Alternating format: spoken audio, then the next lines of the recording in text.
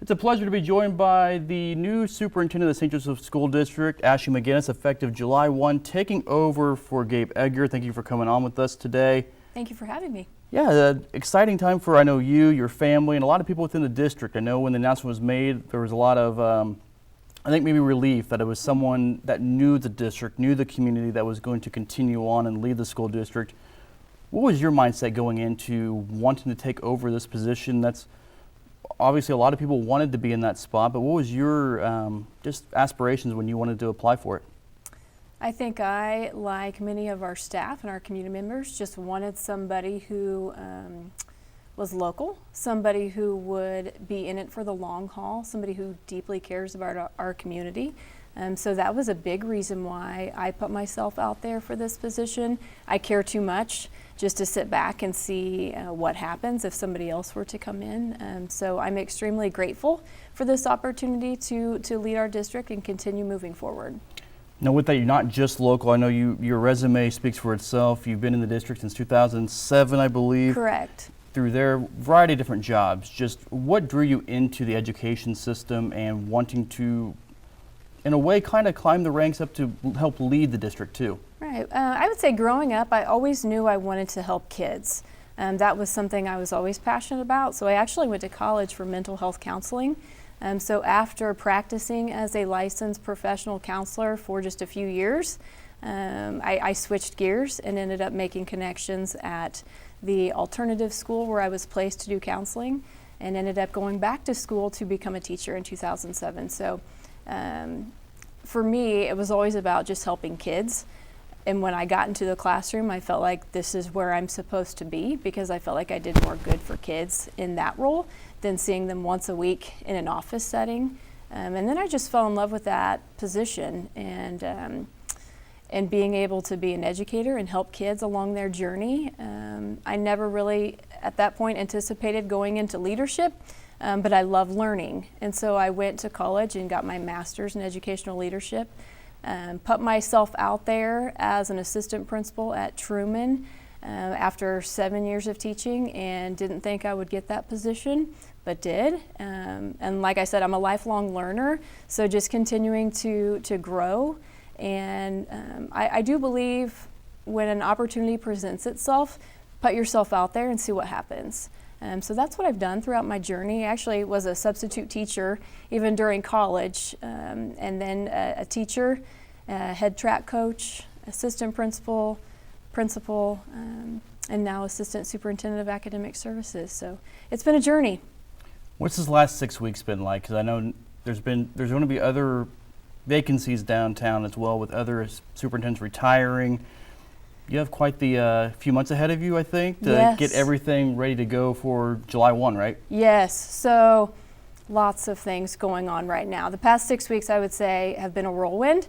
Lots of people reaching out with support and encouragement, but then also I have quite a few requests for programs. So I've done that at Downtown Rotary, I've done that for the Northwest Republican Club. So anybody who requests for me to come and do a program, I'm going to do that, because I want people to know who I am and what we stand for as a district moving forward. But also the transition piece. So trying to learn as much as I can, especially about school finance, from Dr. Edgar, Dr. Sechrist, and then we're going through a process with MSBA, who was the hiring firm that our district chose. And they are leading a bit of a transition between the Board of Education, myself, and Dr. Edgar.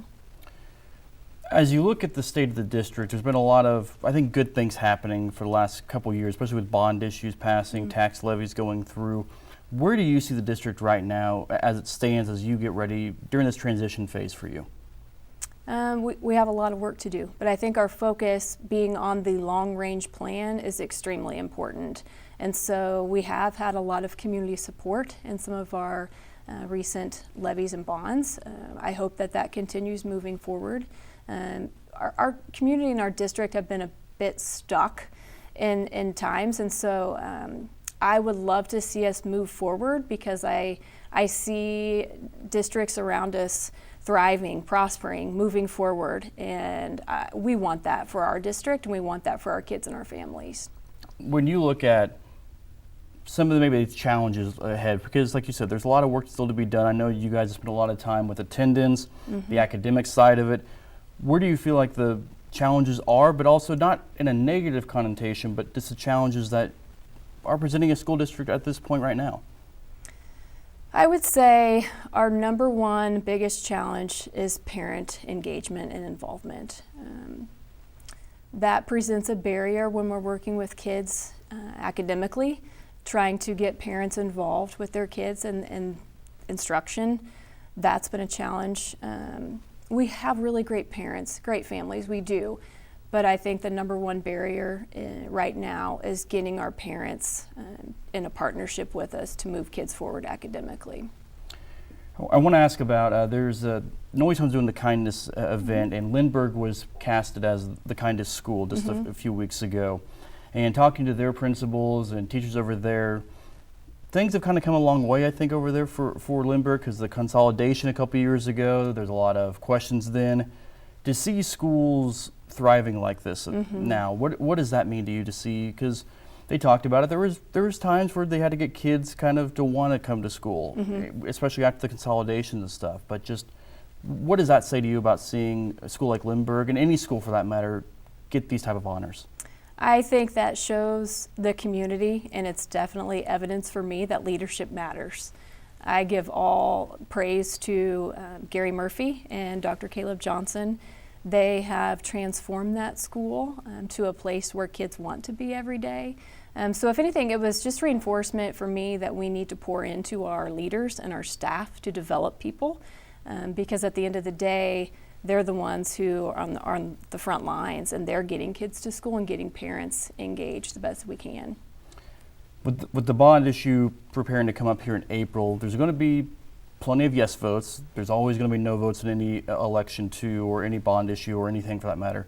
For the people on the fence about stuff, about is the district going in the right direction, what's your pitch to them that you guys are at a turning point where things are heading in a direction that will be good for the city and the community? My number one advice for people who are on the fence, or even the naysayers, would be to actually come and see our schools, to walk into the doors in the halls and the gyms and see our facilities. I think if people had a clear understanding of what our buildings and our classrooms look like on a daily basis, and actually talk to our staff and hear the challenges that we have, get to know us, and be in it with us. Get you out of here on this final question here. July 1, probably coming closer than maybe some days you wanted to get here with all the stuff going on, but what are you looking forward to most when you hit the ground running here? I would say creating a team is my first step here in getting to July 1, so that's something that I'm working towards right now. But then I'm just excited to continue the work that we have begun with the Vision Forward process, with our long-range plan. So I'm excited just to keep going, and that I'm familiar with our school district, our community. We have great people here who are on board and who are all in, so I'm excited just to continue the mission. Dr. Ashley McGinnis, the new St. Joseph School District Superintendent, effective July 1. Thank you for the time today. Thank you.